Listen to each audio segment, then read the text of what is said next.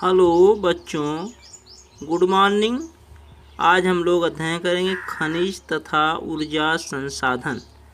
खनिज तथा ऊर्जा संसाधन। अब खनिज क्या है तथा ऊर्जा संसाधन क्या है, इसके बारे में अध्ययन करेंगे। हम अपनी रोज़मर्रा की ज़िंदगी में धातु से बनी विभिन्न वस्तुओं का प्रयोग करते हैं। क्या आपने अपने घर में प्रयोग की जाने वाली धातु से बनी चीज़ों की सूची बना सकते हैं?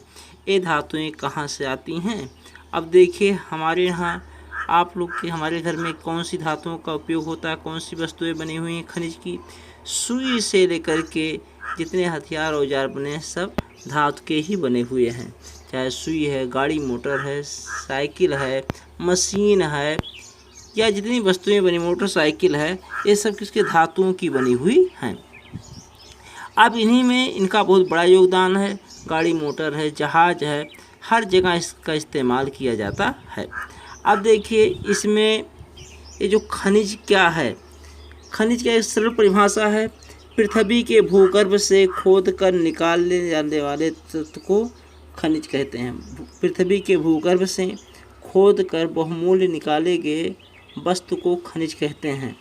अब देखिए, तो सरल परिभाषा था, इसमें क्या लिखा, खनिज क्या है। भूवैज्ञानिकों के अनुसार खनिज एक प्राकृतिक रूप से विद्यमान समरूप तत्व है जिसकी एक निश्चित आंतरिक संरचना है। खनिज प्रकृति में अनेक रूपों में पाए जाते हैं, जिसमें कठोर हीरा व नरम चूना तक सम्मिलित है। खनिज इससे विविध क्यों है?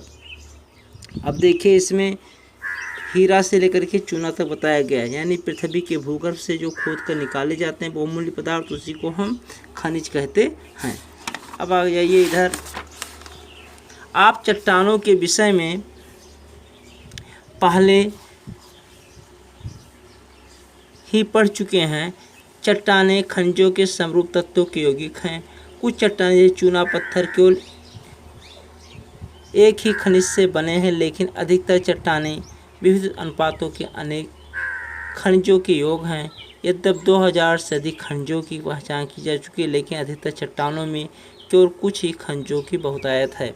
यानी चट्टानें जो होते हैं पृथ्वी पर 3 प्रकार की: आग्नेय चट्टानें, रूपांतरित चट्टानें, और एक होता है आपका अवसादी चट्टानें।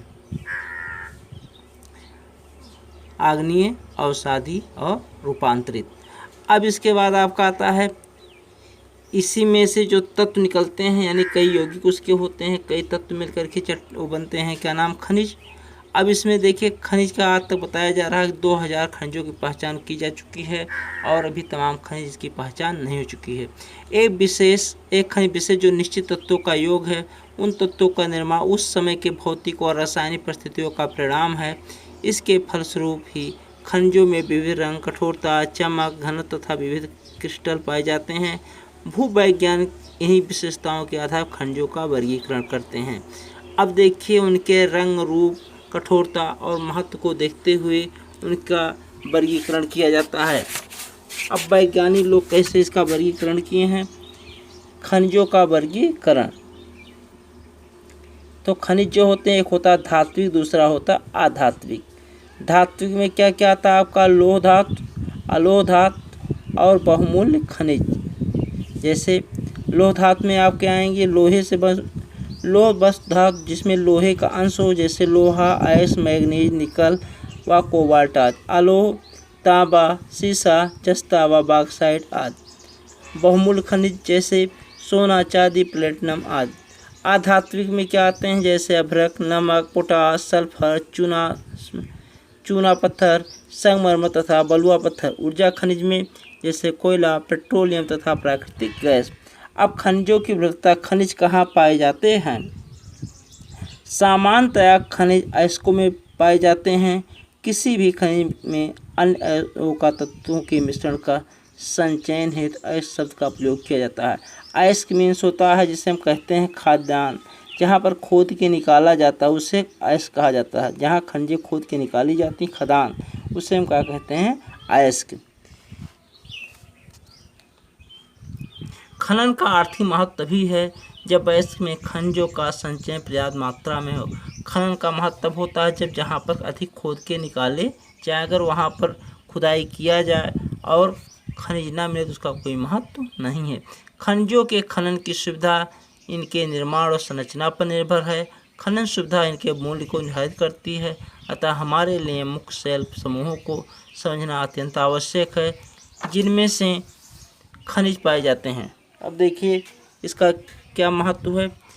अब उसके खुदाई पे निर्भर करता है। अगर वहाँ अधिक गहराई पे लागत अधिक आए उसका मूल्य बढ़ जाएगा, या कुछ खनिज ऐसे हैं जो बहुत कम मात्रा में पाए जाते हैं तो उसकी भी मूल्य अधिक है। जहाँ पर अधिक मात्रा में पाए जाते हैं खनिज उसका मूल्य अधिक नहीं है। खनिज प्रायः निम्न शैल समूहों में प्राप्त होते हैं। आग्नेय तथा कायांतरी चट्टानों में खनिज दरारों, जोड़ों, भ्रंशों व वितरों से मिलते हैं। छोटे जमाव सिराओं के रूप में, बृहद जमाव परत के रूप में पाए जाते हैं। इनका निर्माण भी अधिकतर उस समय होता है जब ये तरल अथवा गैसीय अवस्था में दरारों के सहारे भूपृष्ठ की ओर धकेले जाते हैं। ऊपर आते हुए ठंडे होकर जम जाते हैं। मुख्यतः धात्विक खनिज जैसे जस्ता, तांबा, जिंक और सीसा आदि इसी तरह सिराओं के जमाव के रूप में प्राप्त होते हैं। एक उदाहरण के तौर पे आपको बता देते हैं। जब ज्वालामुखी का विस्फोट होता है तो आप देख रहे हैं पृथ्वी के नीचे आप जितने जाएंगे केंद्र की तरफ तो उधर टेम्परेचर अधिक है, 6000 डिग्री सेल्सियस से अधिक। तो वहाँ पर ज्वालामुखी का जो विस्फोट होता है, जो बीच में खनिज तत्व पाए जाते हैं वो उसी गर्मी के कारण पिघल करके दरार के माध्यम से, भ्रंश के माध्यम से आकर के ऊपर जो लटक जाते हैं या सिमट जाते हैं, ठंडा होने पे जम जाते हैं, तो वही खनिज पाए जाते हैं। अनेक खनिज अवसादी चट्टानों के अनेक खनिज संस्तरों में परतों पाए जाते हैं। इनका निर्माण क्षैतिज परतों में निक्षेपण, संचयन व जमाव का परिणाम है। कोयला तथा कुछ अन्य प्रकार के लौह अयस्कों का निर्माण लंबी अवधि तक अत्यधिक ऊष्मा व दबाव पर का परिणाम है। अवसादी चट्टानों में दूसरी श्रेणी के खनिजों में जिप्सम, पोटास, नमक व सोडियम सम्मिलित है। इनका निर्माण विशेषकर शुष्क प्रदेशों में वाष्पीकरण के फलस्वरूप होता है। अब इसमें देखिए जहाँ शुष्क प्रदेश है, अभी आप इसमें आ रहे हैं, बताया जा रहा है अवसादी चट्टान। अवसादी चट्टान का मतलब होता है जहाँ अवसादों से जमा हुआ चट्टान हो, जैसे धूल मिट्टी जमा हो आधी तूफान से, या बारिश के दिनों में मिट्टी बह कर के आके जमा हो जाता है, उसे हम कहते हैं अवसादी चट्टान। उसके बीचों में जो खनिज पाए जाते हैं उसे कहते हैं अवसादी चट्टानों में पाए जाने वाले खनिज। खनिजों के निर्माण की एक अन्य विविध धरातलीय चट्टानों का अपघटन है। चट्टानों के घुलनशील तत्वों के अपरदन के पश्चात अयस्क वाली अपशिष्ट चट्टानें रह जाती हैं। बॉक्साइट का निर्माण इसी प्रकार होता है। अगला है पहाड़ियों के आधार पर घाटी तल की रेत में जड़ों जमाव के रूप में भी कुछ खनिज पाए जाते हैं। इन निक्षेप प्लेसर निक्षेप के रूप में पाए जाते हैं। इनमें प्राय ऐसे खनिज होते हैं जो जल द्वारा घर्षित नहीं होते। इन चट्टानों में, इन खनिजों में सोना, चांदी, टिन, प्लेटिनम, तो यानी कितना भी इसमें चट्टानों का घर्षण हो, लेकिन इनका ये नष्ट नहीं होते हैं। महासागरीय जल में भी विशाल मात्रा में खनिज पाए जाते हैं, लेकिन इनमें से अधिकांश के व्यापक रूप में विकसित होने के कारण इनकी आर्थिक सार्थकता कम है। फिर भी सामान्य नमक, मैग्नीशियम तथा ब्रोमाइन ज़्यादातर समुद्री जल से ही प्रगृहित होते हैं। महासागरीय तली भी मैग्नीज कृतिकाओं में धनी हैं। एक चीज़ में आ रहा रोचक तथ्य, रेड होल खनन। क्या आप जानते हैं कि भारत में अधिकांश खनिज राष्ट्रीयकृत हैं और इनका निष्कर्षण सरकारी अनुमति के पश्चात ही संभव है, किंतु उत्तर पूर्वी भारत में अधिकांश जनजातीय क्षेत्रों में खनिजों का स्वामित्व व्यक्तिगत समुदायों को प्राप्त है। मेघालय में कोयला, लौह अयस्क, चूना पत्थर और डोलोमाइट के विशाल निक्षेप पाए जाते हैं। जवाई व चेरापूंजी में कोयले का खनन परिवार के सदस्य द्वारा एक लंबी संकीर्ण सुरंग के रूप में किया जाता है, जिसे रेड होल खनन कहते हैं। नेशनल ग्रीक ट्रिब्यूनल ने इन क्रियाकलापों को अवैध घोषित किया और सलाह दी कि इसे तुरंत रोक दिया जाना चाहिए। यानी जो खनन कार्य होता है सिर्फ सरकार के माध्यम से हो सकता है, सरकारी कंपनी ही कर सकती है, कोई निजी कंपनी नहीं कर सकती। लेकिन इसमें बताया जा रहा है कि पूर्वी भारत में मेघालय में कुछ जनजातियां ऐसी हैं जो वहां पर पाया जाता है, उस पर अधिकार जमा है, उसका खनन करके उसकी बिक्री करते हैं, जो अवैध। इस पर तत्काल रोक लगा दिया गया है। धन्यवाद।